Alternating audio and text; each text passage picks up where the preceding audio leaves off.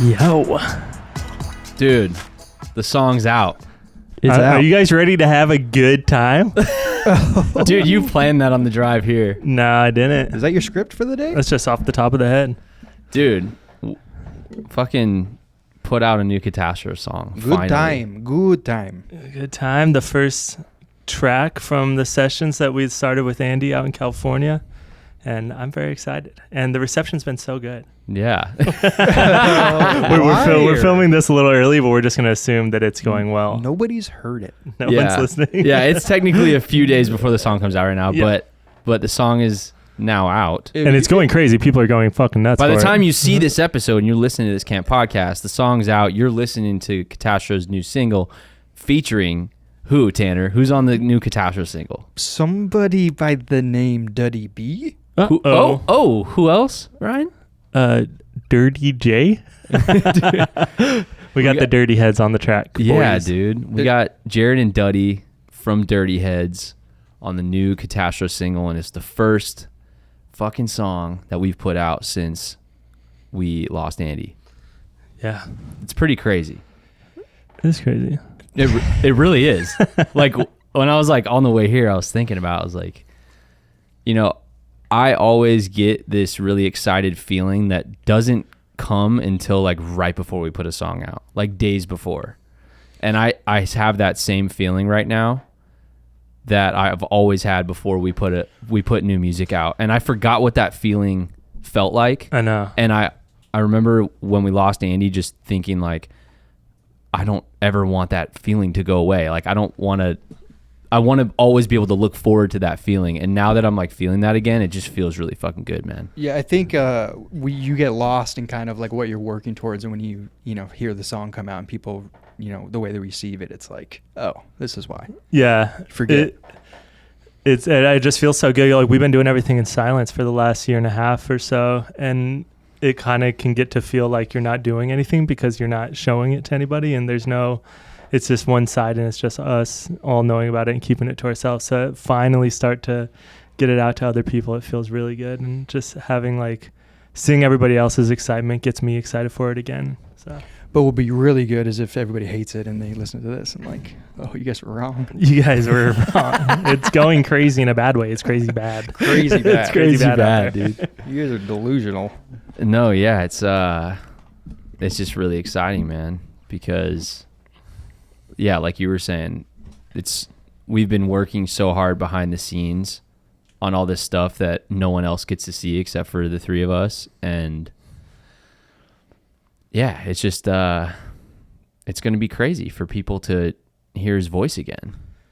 Yeah. And we got both the dudes from Dirty Heads on it too, which is, for us and our story and our history with them is really dope to get them both involved on the track. And, I don't know. I'm excited. I think this episode's goal is to kind of break down a little bit on the process of making the song and kind of what it took to get to the final project that you guys are all listening to right now. Yeah, like Ryan said, what are we here to do, Ryan, today? Have a good time, dude.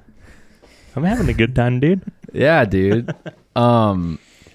So I guess, if we're going to make this is the good time episode, I think we should bring it back to the beginning of really why we even made a song with Dirty Heads in the first place, is because we've been friends with them for so long. What do you guys remember about the first time that we ever performed with Dirty Heads? So technically the first time we ever played with Dirty Heads, it was our second show. Do you remember that? Clubhouse. Yes. I don't think Dirty Heads were even headlining. I could be wrong. I think there was like 2 headlining acts or something. Maybe they were direct or something. It was 2007. That might have been before I was in the band. It was with Krebs and Kenny when they were in the band. Was it that the show we brought you up and did that really cool thing, like saying, here's our new bassist? No, that was a headliner. That was funny. And then we went straight to California the next day, and we were driven there by a couple metalhead guys, and then we played an opening up for Cottonmouth Kings, and I was like, I'm going to dedicate my life to this. This is it. This is it. This is my calling. Oh, that's awesome. Look at you now. Look at me now. So, what do you remember about that? Nothing. No? No. I mean, I don't remember the show. Like I remember like our string of shows at the clubhouse where like our drunk friends would come and just party and leave after we play. Yeah. And that's all I remember. Because we were also kind of partying. And do you remember meeting? You know. Do you remember meeting Dirty Heads that night? Because Gonzo got us the show. That was also the beginning of our working relationship with our still current manager, Gonzo. He was the promoter for that show because he was the promoter that handled Dirty Heads every time they'd come to Arizona. So we got asked to play the show. We're a brand new band. We're still in high school. It was the summer. It was either during our senior year or it was the summer before our senior year of high school. And I remember watching Dirty Heads sound check, and we had just, we were bringing all of our gear in, and they were sound checking, and it was before they had a full band set up too. So it was just Jared and Duddy and Maddie and a DJ. So they didn't have a bass player yet. Right. John also wasn't playing that show with them either. So it was a 4-piece setup. And I remember either Gonzo or someone was explaining to us like, yeah, this band, they just signed a deal with Warner Brothers. They were on Warner Brothers, right? Yeah. And they're starting to tour and like do their own headlining runs and stuff. And I just remember they were super like obviously Huntington dudes. You know what I mean? Dudes from California. Yeah, they were like bro surfer. Like I'm gonna pick a fight with anybody. Yeah, and Jared, I remember immediately me and Andy like looking at Jeremy like he's dope, and like they were sound checking, and there's this other dude rapping, and Andy raps, so like immediately Andy was like super into Jared and just thought he was super sick. And that was when they had the album what was the old Dirty Heads EP called? Do you remember the name of it? I don't know. The Dirty Demos? Is that what it's called? Is that what it's called? Can't remember. But it's got antelope. It's got antelope on it, and we're bad Dirty Heads. We're bad. Right we're now. bad friends. We are and bad. fans. It's got some good songs on it. In my neighborhood, neighborhood Yeah. is on one of those. I don't know. Maybe we're fucking wrong, but I remember Andy burned a CD after that show, and he had Neighborhood on it, and we would listen to Neighborhood and Andy's White Explorer all the time. And he was king of like the mixtape CDs. Yeah, dude. Bro, I have the only album that I've ever bought on iTunes was Washed by us, and a Dirty Heads one like way back in the day. And every time I start my car now, it just plays the same fucking Dirty Heads album over and over again. And every day I'm just like, oh my God, it's the same fucking thing. That's awesome. He hears it every day and he doesn't know the name of it. Yeah. That's a different one. It wasn't that one. But anyways, so we play our second show at the clubhouse with Dirty Heads, and they were super cool to us right off the bat. And then, every couple months they were coming back to Arizona to play, and Gonzo would put us on the show, and they were super down to have us on the show too, because we were selling tickets and we were bringing all of our friends from school. You joined the band like a year after we started the band, and Dirty Heads start to build momentum, especially in the West Coast. We keep playing shows, opening for them at the clubhouse every time they come back. And as they continue to grow and build their fan base, we're basically starting to grow in Arizona because of them helping us out with all these shows. Yeah, slowly our fans stopped coming to the shows, and their fans started coming out to our shows when we had them like separately. And it kind of was like the biggest like starting point for us to having a real following was people that went and saw Dirty Heads every time. And as they grew, they continued to give us bigger opportunities, which is really dope. And they continue to do that, to this day. But it's been, our relationship with them it's so dope how we were able to see kind of the blueprint of how your band can become successful, because we watched them go from, playing in front of 50 to 100 people to playing sold out Red Rocks, selling out instantly and stuff. So because I'm pretty sure those clubhouse shows were their first shows like out of state anyway. So yeah, they were somewhat obviously way ahead of us, but in the same boat. But they were roughing it. They were in a van. And remember when we all went into their van? Like their sound guy Pat or something invited us in, and we all just sat in their van, and they gave us like a beer, and we were like, "This is so cool." Dude, I was just gonna bring that shitty up. Fucking like Ford E350 or something. We thought it was so fucking sick because we didn't have a van yet at the time, No. and we were just we were probably 19 or 20, And we didn't get our first van and go on our first tour until we were all 21. Well, actually, you were the only one that was 21 when we got our first tour, because I remember we were all getting kicked out of the venues after we played because we weren't of age, and you had to sell merch, and you were getting all pissed because you had to stay inside with the t-shirts. But anyways, so they continue to grow and offer us shows. And then what's also kind of a full circle thing is that the first big amphitheater tour that we ever got, our first, like, when we talk about our breakthrough tour, it was the 2014 Dirty Heads and Pepper tour. Yeah. And Gonzo got us on that tour because of the relationship he had built with Dirty Heads and knowing their manager. And so that was really like us to be able to see this, like, open this door and see this next level of like how a national band really puts on a show, how they tour, how they interact with fans, how they put together their live show. And like the only other tours we went on, we were like literally starving, made no money, nothing else. And then you get on that tour and it's like there's, lunch and dinner set up for you. And, you can have your rider changed every day. And just if you feel like having something different tomorrow, you can just do that. And it was like this eye-opening thing. Like, I didn't even know that that's how touring like that was, and you're like, this is fun. We definitely took too much advantage of that, I think. And I wish we would have, I don't know. I guess I wouldn't go back and change anything, but we just kind of weren't, we weren't super we weren't that bad. Like, we weren't like, we were pretty bad. You know what? Here's what's crazy too is we knew that they were big at that point and that things were popping off because of everything that happened with K-Rock. Yeah. So let's go back just for a second. They get the Lay Me Down on K-Rock, and after that, the shows just start going crazy. Like Clubhouse, they played their last sold out Clubhouse show. And then after that, it was jumping to selling out Marquee Theater. Yeah. Like right away. There wasn't like you're packing 1,500 Marquee. It was like selling out Marquee. And we were on those shows too, because they're homies and they kept putting us on the shows.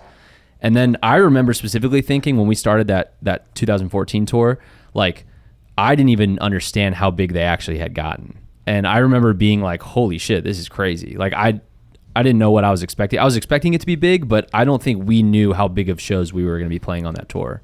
No. And we were very underprepared.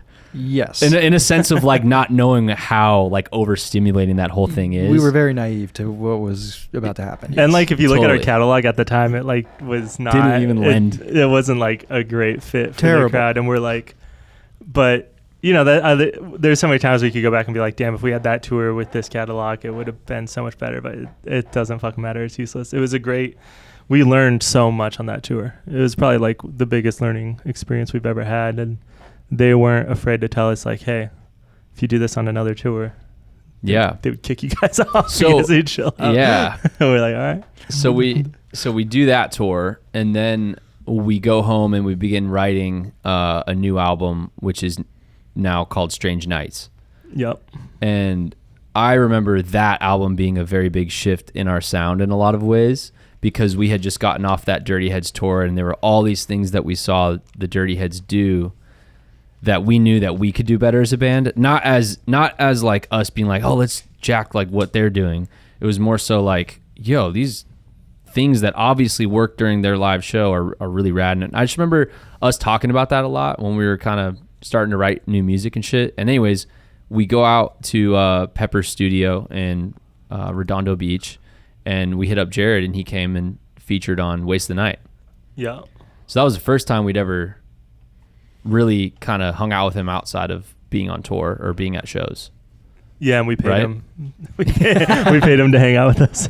It was like I remember it being really quick. Like he had his stuff ready, and I mean it was like half a day still, but I just remember he like knocked it out, and then also did like the whole bridge part, and we're like, just thought it was so cool because his part is so good. Yeah, that was a little add-on, right? Because he wasn't supposed to necessarily do the bridge. Yeah, I think it was he had done that was like the second half of his verse that he had wrote, and then it didn't like really make sense as a verse, and so we made the bridge part to like fit it differently and turn it into a bridge. It's funny. He was our first feature, and well, if you want to bring it back to the Wonderful Days EP, we had that's right. Brian Dales from the Somerset and what's her name? Alexia from I Said to Kill.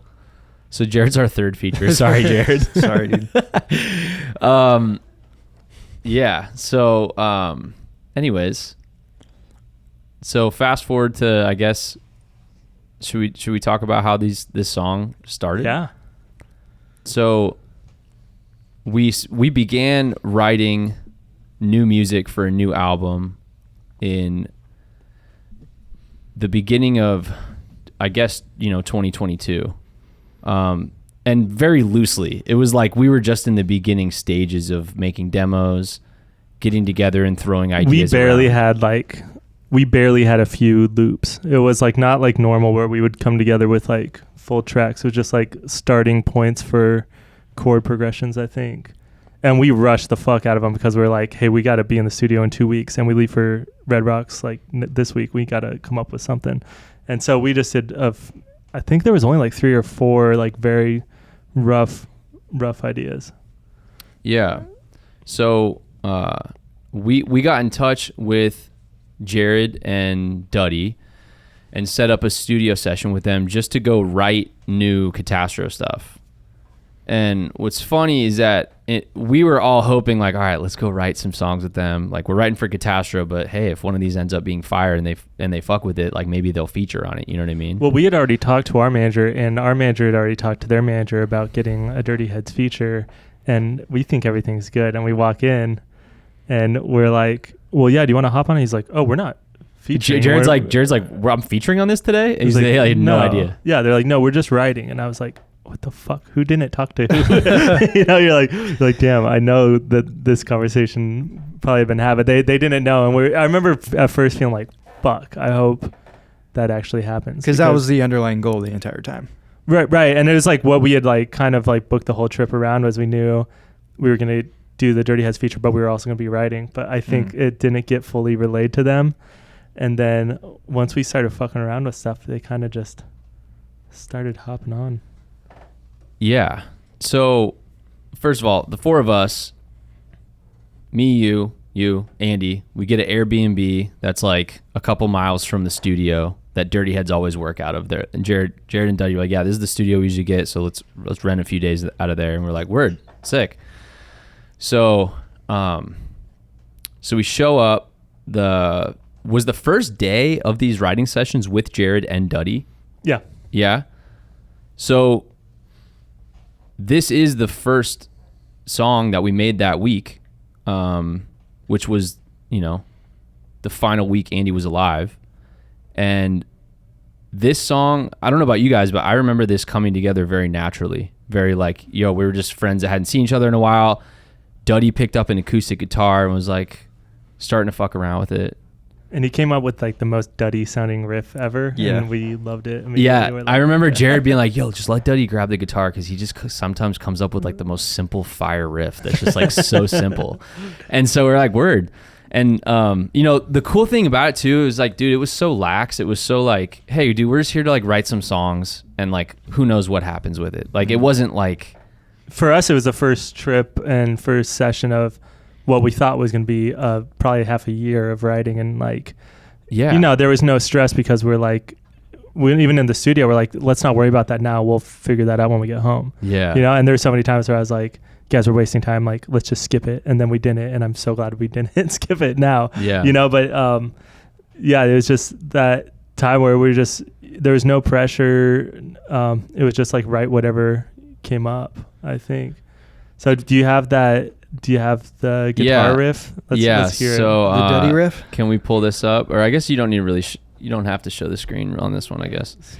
What that Duddy riff dude? So this is the original demo I have pulled up of the day that we were, literally the moment we wrote the song. So this is the first day? This is the first day. This is the actual demo session on May 10th. That's when the song was created. My memory's really good. So it started, Duddy was like, yo, I got a riff. So he went into the tracking room and I recorded him doing this.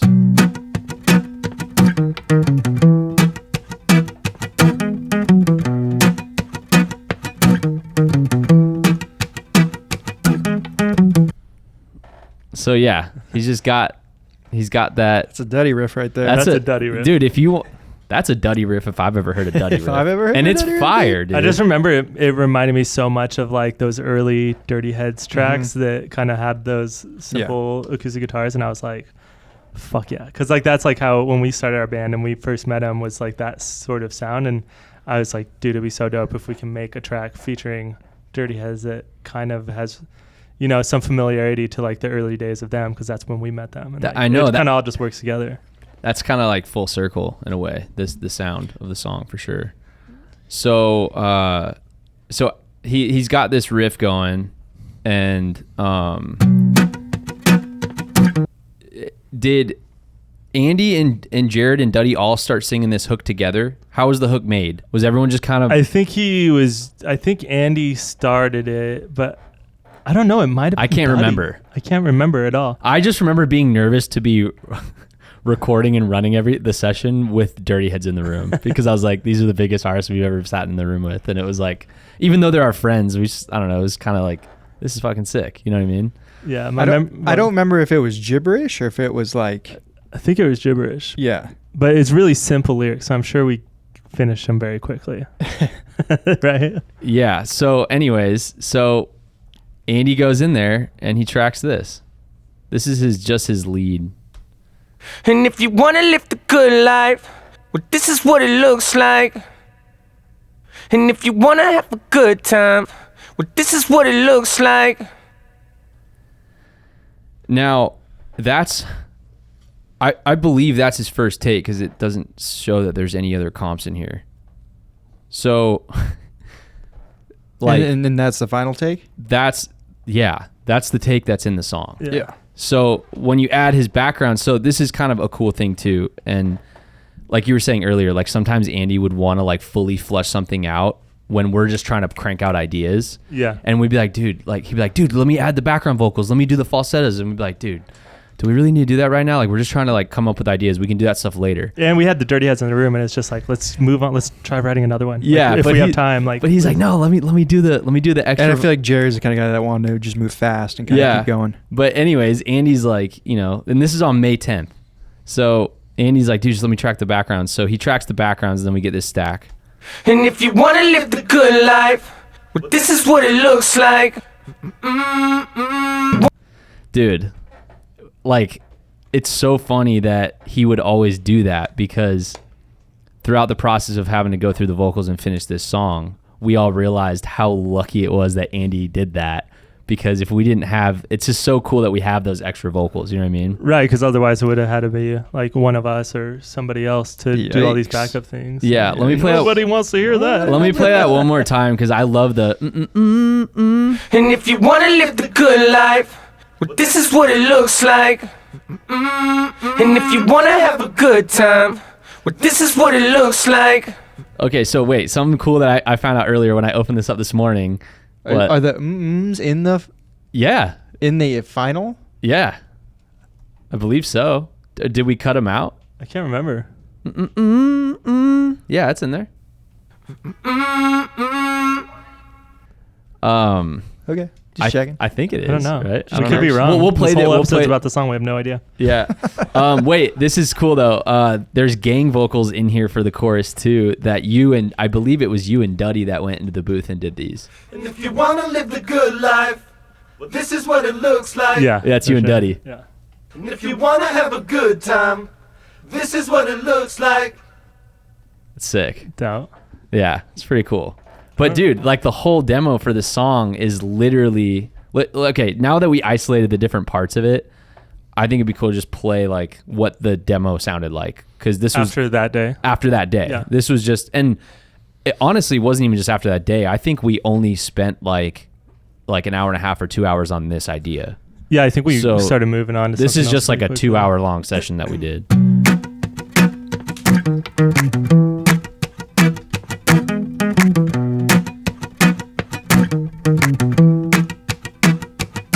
And if you wanna live the good life, well, this is what it looks like. And if you wanna have a good time, well, this is what it looks like.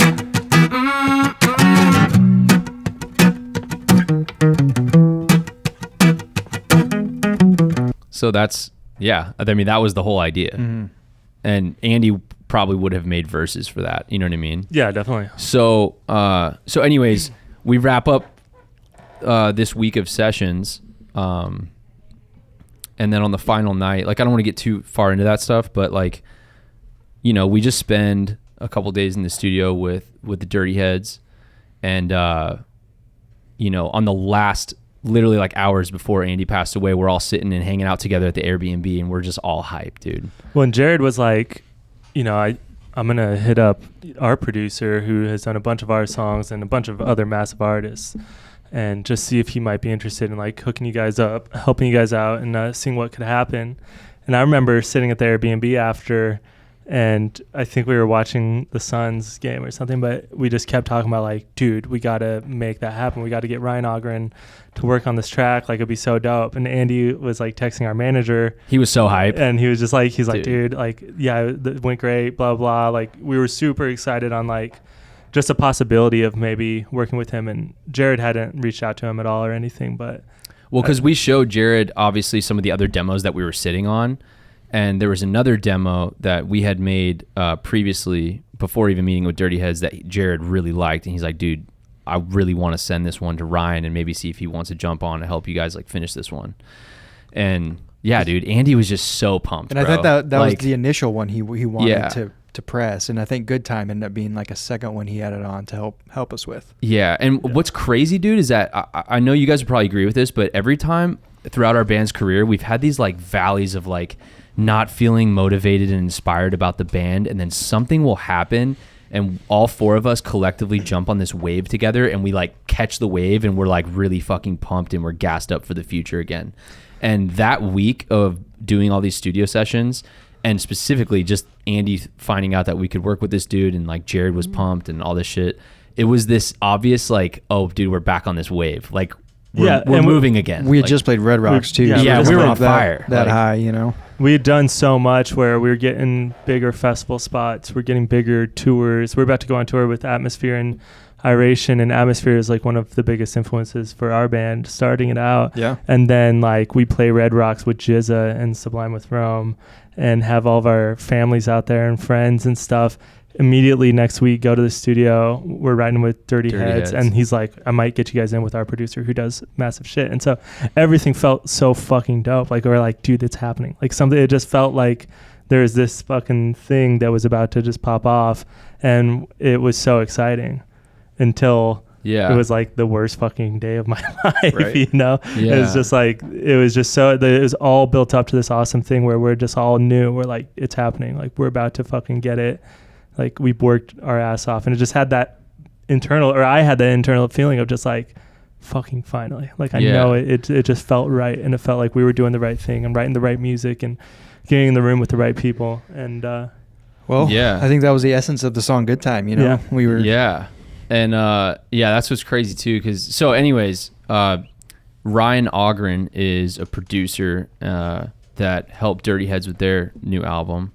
He's an awesome producer and songwriter. He just like co-wrote that J. Cole Lil Durk song. He's done stuff with Nicki Minaj and who else? Maroon 5. yeah, a bunch of people. Bunch of big artists. So we have never worked with that big of a pop producer before. No, yeah. And so Andy was so stoked about that. I know Gonzo, our manager, his last text message he has from Andy was Andy like blowing him up about how like pumped he was on the situation. Yeah. Which is rare because they usually just bitch at each other. Yeah, they're usually just fighting. So yeah, so yeah, right. I know that's how you know Andy's pumped, when he's like texting Gonzo positive affirmations. So the accident happens. The day after, like the day that we find out, I remember talking to Jared on the phone. He called me and just said, Dirty Heads and Cheese, Dirty Heads manager, is same. He called me as well and said, like, Dirty Heads and Sublime family have your back 100%. Whatever you guys need, we're here for you.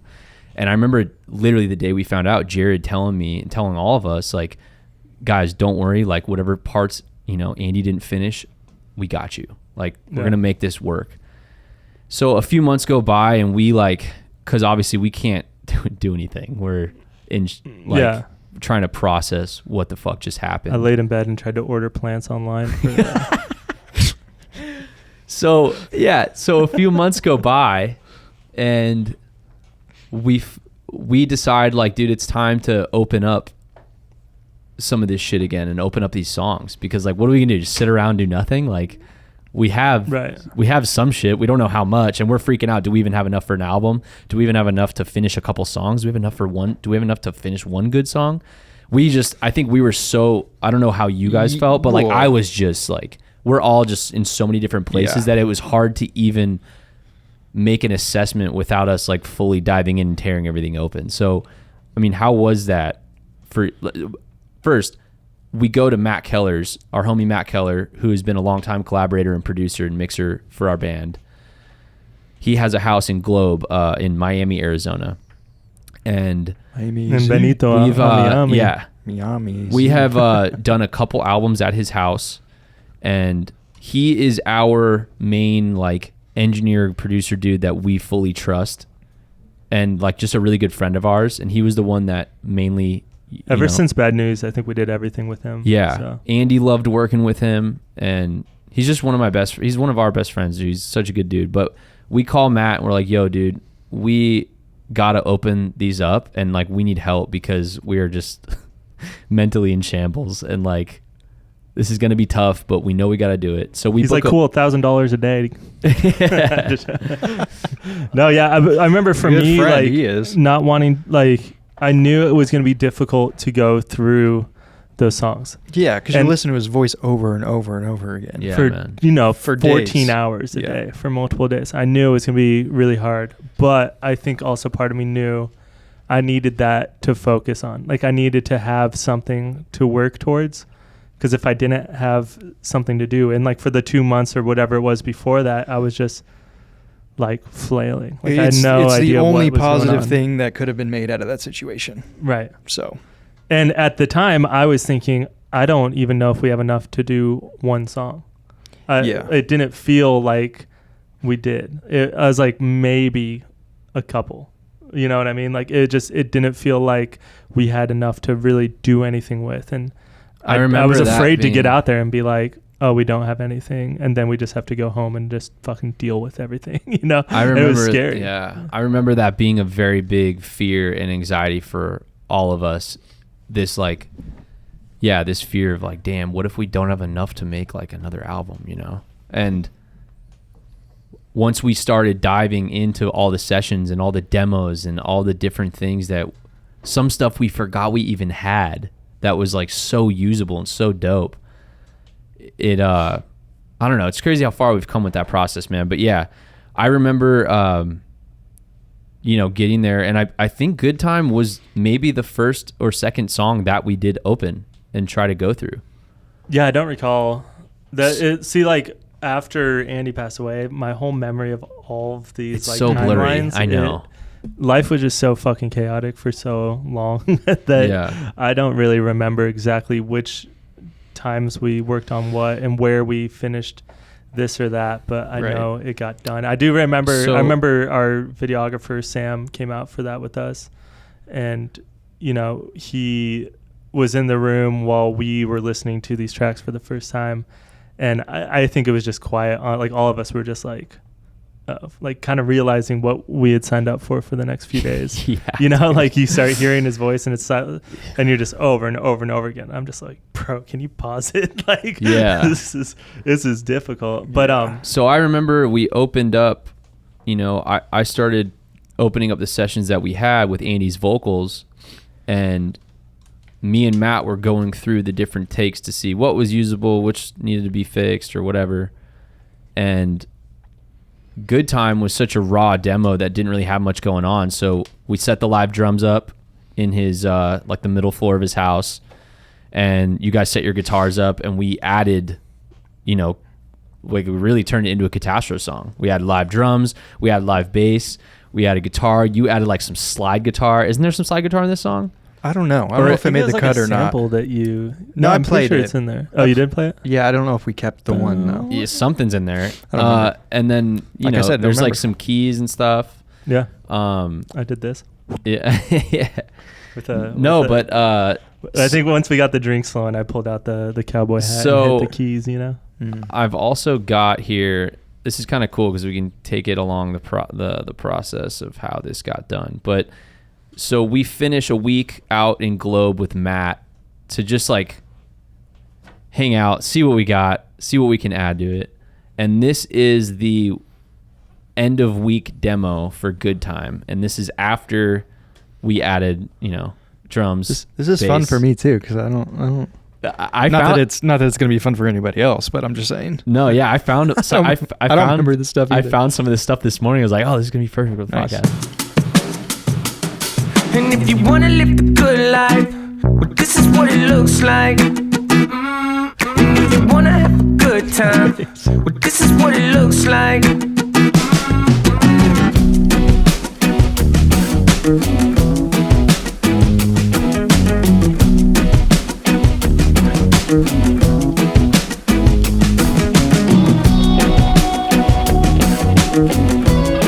Yeah, we added more instruments.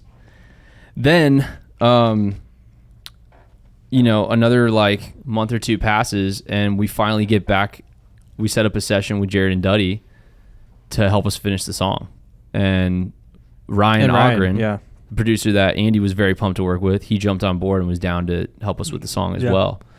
So One thing I do remember, he sat down and started fucking with things, and then just made it sound like it was finished within, like when he was just mixing everything and adding in those guitar stabs and stuff. Yeah. Like it's just like, it's amazing how quickly he worked, and just like, holy shit. It was Yeah. really simple. It was like taking a few things out and keeping some lines exactly the same, but just changing the sound of them a little bit. Just his and then- ear and knowing what to do was just like very impressive. Yeah, it was cool to watch him work, because we'd never, been in the room with somebody who works at that level with, those artists and stuff. And so to see how quickly he was, like you said, able to make those changes, and like realizing how subtle those changes are. And it's more about kind of taking stuff out and giving more room instead of adding more things to fill the spaces, Mm. yeah, for sure. So yeah, So we go back out to California, and we go back into the same recording studio that we were in the first time. And that was fucking weird too, because it was just so uncomfortable for me to be in that studio. And like the last time we were in there, it was fucking horrible, yeah. is like Andy's last couple days of his life. And so, and did we get an Airbnb again somewhere else? I can't remember where we stayed. Did we? We got a different one. We got a different one, but we got I would yeah, hope because so. Wes. Well, yeah, we wouldn't Well, get the I same remember, one. I think Gonzo asked me if we wanted to get the same So you one. guys wanna I just was get like, that what same the house? fuck And are we're you like, talking about? No, dude. I hope that house blows up. No, I remember because our friend Wes Miyake came and hung out with us at the other one. Yeah. That's right. Yeah. So yeah, we're back in the studio with Jared and Duddy, and then Ryan's helping us run the session, and Duddy and Jared have verses for the song. Yeah, Duddy walks in fucking loaded. Bro. He just walked in, Duddy's- he's like, I think I got something good, guys. Like Yeah. immediately. Yeah, I remember when Duddy was tracking his part, and at the end when he said it was a good life, dude, I immediately like felt like I just got hit in the chest, and I had to like walk out of the studio, and I walked in the other room, and I just started crying, and I was like, that is crazy. Just because we've like looked up to Dirty Heads as a band for so fucking long, and now they're on a Katastro song and hitting, like, his lyrics in the song hit you so heavy in the heart if you're listening to like what he's saying. Yeah, I mean, you could just And- tell how much thought and Yeah. like real Yeah, dude. effort went into writing those lyrics. And they were like, he did his first, like, I think he walked in the studio when straight up like, I got something. I think it's really good. Like I want to get it. Yeah, he already had done. it. And he just like, I think he started tracking like right away. Like Yeah. it was like quick, Mhm. and he just goes in there, and then we hear it, and we're like, that's fucking perfect. And it just sounds like just what you want. Like the guitar to me is like such like a Duddy riff, and then his verses sounds so Duddy. perfectly Duddy that I'm Yeah, like, dude, dude. I love this. Like I just remember being like, this song just has a cool fucking fun, nice vibe. Yeah. And then also he helped come up with another melody. Can you pull the screen up? So this is an iPhone video. I think either Tanner or Ryan took this video, or one of us. I don't know. That's me, baby.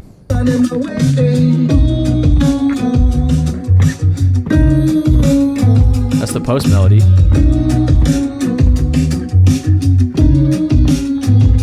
It's my baby. If you wanna live a good life, this is what it looks like.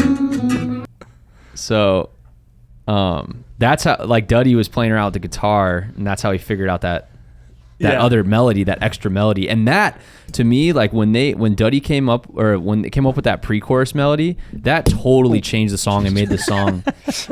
That made the song much. It just made the song so much better to me when that pre-chorus melody got added. Yeah, well, and I remember Ryan being like, I like it, but I don't know if I like it right there. Like, it might be a good outro. And we're like, It was too catchy to get rid of. That's Well, for sure. because then Ryan helped him come up with a new pre-chorus melody. Yeah. That really took the song to a different place because, yeah, man, it's just, the shit was crazy. To the Duddy verse. So sick. All right, Duddy's verse. Let's And if you wanna live the good life, well, this is what it looks like. And if you wanna have a good time, well, this is what it looks like. Yeah, well, me and you are late until the sunrise. Good friends, good times, we feeling alright. Yeah, and we got nothing to lose. We living life to the fullest, a control ride to cruise. You know, we out here living every moment like a memory. Cause I ain't trying to look back and regret anything. Yeah, cause time it never stands still. So I still stand by the ones who stay real. And I got loving all day. So if you need some feelings, you can find in my way. It's in the moments we make. So if you need some loving, you can find it my way. If you wanna live the good life, Duddy. Duddy. Fire Duddy verse. Dudley.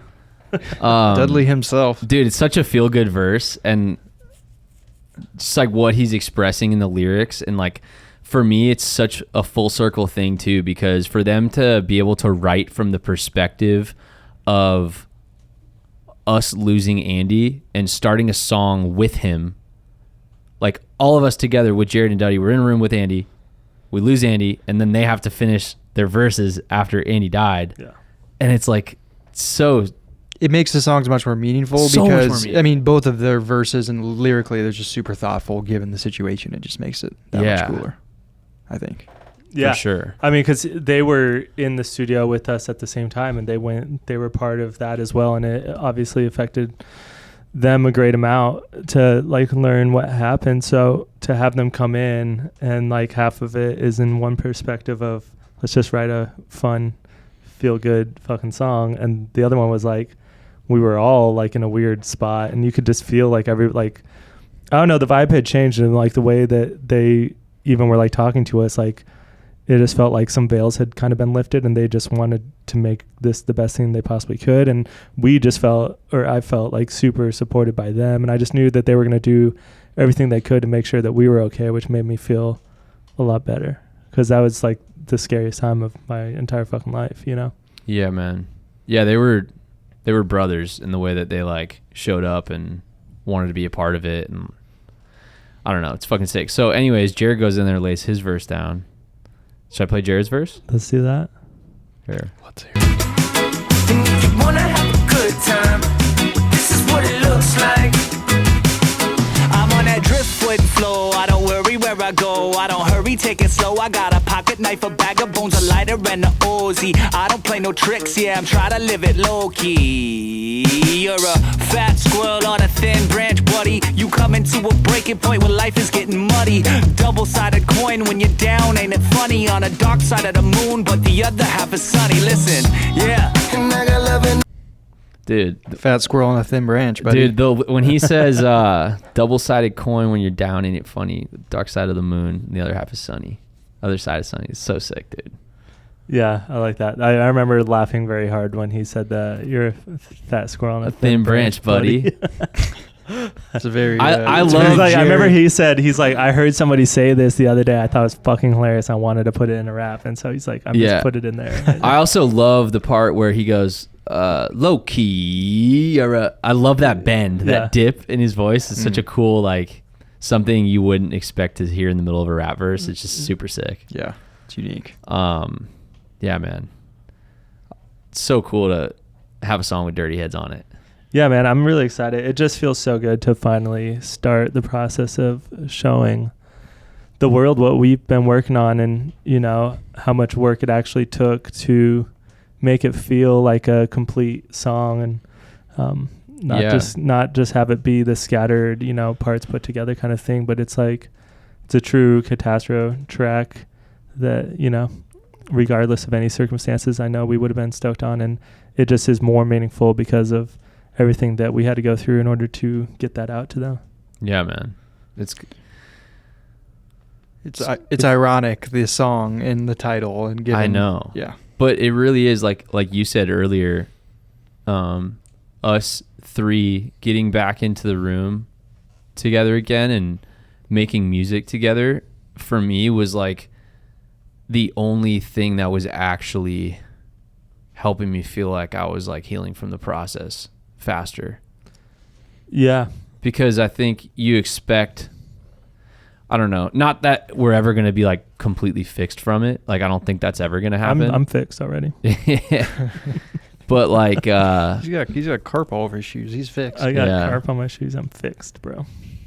But for me, I don't know, dude. Like, me and Ryan have talked about this a lot on the podcast, but like the three of us are the only ones that know what it feels like to be in Katastro and lose Andy. And like you said, this song coming out is kind of an example of the most beautiful thing that came out of something that has been the most difficult thing in our lives to deal with. Mm-hmm. And I think it's a cool preview for people to like get excited for what's next. It's a perfect intro to the album for sure. Yeah. It really is, man. And everything else is like, I don't know. Yeah, I'm just really excited. I don't even want to say any more about it. Let's just wait. One more video that I really want to show. After we played Cali Vibes Fest, Jared and Duddy joined the stage with us to play the song. Yeah. And afterwards, we went on our bus, and all of Andy's friends were there, and Andy's family. And Ryan, I'm pretty sure you took this video on your phone, but it is. This is like right when we got the mix back, right? Or no, I don't even think it was back yet. No, I don't think it was mixed yet. Mixed. I think this was just Ryan's version before we sent it out to mix. Yeah.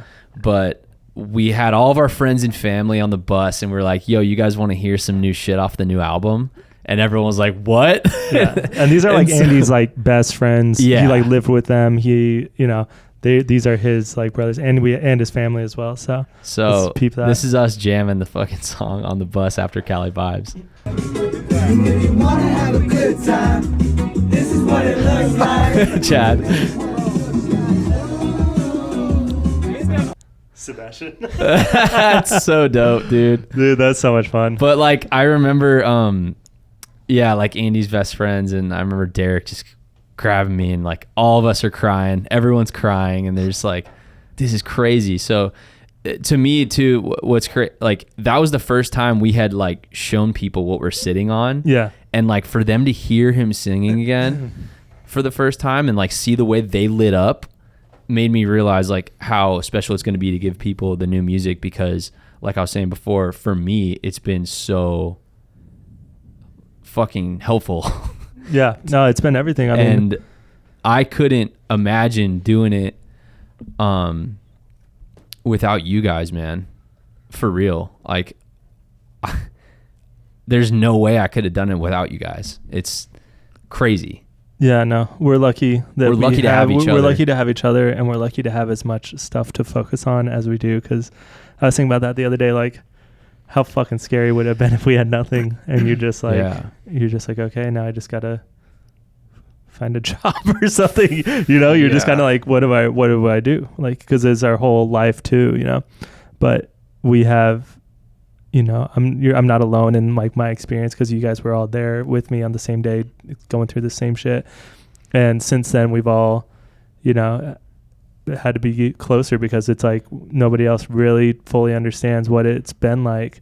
And yeah, I don't know. We're lucky. I'm lucky to have you guys. I really do like you guys, even though I talk shit to you guys all the time. I know, and that's what I'm saying. I'm getting all emotional and like, oh, I love you guys, but like, because we talk shit to each other all the time. But no, I'm excited for people to hear Andy's voice again in a song like that, and just to be something that he wanted out there. So that's and I'm stoked it's like Yeah. happy and upbeat, like you know, and Me like too. same like Sucker was kind of more on the positive side, and it seemed like he was going more in that vein again, and so it's good. Like it makes me happy that we weren't just in there writing like a bunch of like really sad, depressing, like not depressing, but like we've gone like super introspective in the past and dark, and it would feel different to be playing like something really dark, but the song's so hopeful and good and That fun. being said, we do have some other ones that will make you cry. Oh yeah, So don't worry, There's dude. a couple criers If on you're there. ready to Couple cry, cries. Katastro's got you ready. Yeah, dude. baby. But Let's should we close this one out and play the song to go out? Yeah, for sure. We'll send that to you, Stevie. So, is there anything that we need to plug at the end of this episode, though? Let's see. What is today's date? The 30th. Not yet. I don't think there is. Go listen to Good Time on Spotify. It's out everywhere. Apple Music, whatever, featuring Dirty Heads. And Yeah, man. yeah, thank you for all the love and Yeah. support. And I hope that you guys are as happy with, this as we are, because we really put everything we could into it, Yeah, dude. I feel like we've had to keep this gift under wraps for a really long time. It's been kind of fun. It has been fun. That's a- But like to me, I view this is the start of us being able to like deliver Andy's gift to people after he's gone, and on so many levels, to me, I feel like that is just such a crazy special thing to be a part of, that the three of us are sharing together. And like, I feel as weird as it is to say, like, I just feel like that's a really, really dope position to be in, even considering what's happened and stuff. Like, we're in a dope position to like be able to do this together as friends. And Yeah. anyways, it's given me like a real being able to look at my life in a positive way for the first time in a while, Yeah, because it man. just gets so fucked up. And then, but to have this, and once it finally starts coming out, it's like, okay, it feels good. And like part of like holding it close is kind of security, because you're like, then I'll always have this to work on. But it's like, It's not gonna last. it's not for that. Yeah. Yeah. It's for the people, and it needs to it's get time out to there. send this baby off into the streets. Let's go, baby. All right, here's Good Time by the one and only Katastro, featuring Jared and Duddy from Dirty Heads. Let's go. And if you wanna live the good life, well, this is what it looks like. And if you wanna have a good time, well, this is what it looks like. Yeah, well, me and you are late into the sunrise. Good friends, good times, we feeling alright. Yeah, and we got nothing to lose. We living life to the fullest, a control ride to cruise. We out here.